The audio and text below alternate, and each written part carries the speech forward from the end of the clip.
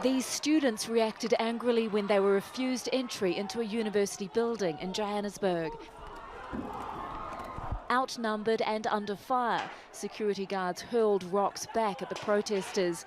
What started peacefully descended quickly into violence when the students didn't get their way. The Fees Must Fall movement began last year when students stormed Parliament demanding free education.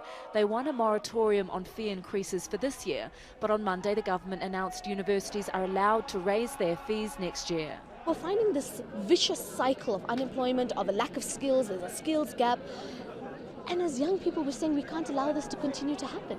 We need to open up access to education to try and ensure that we're not neglecting the skills upliftment of the South African youth. But not everyone agrees.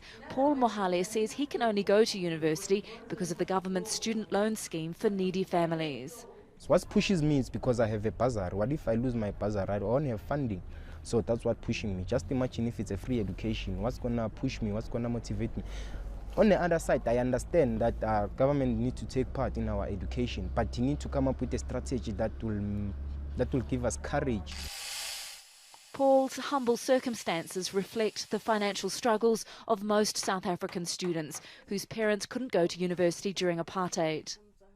You can see where we live. When he graduates, we hope he will take us out of here so our life can be better. For years, we've had to take out loans and borrow money to help him.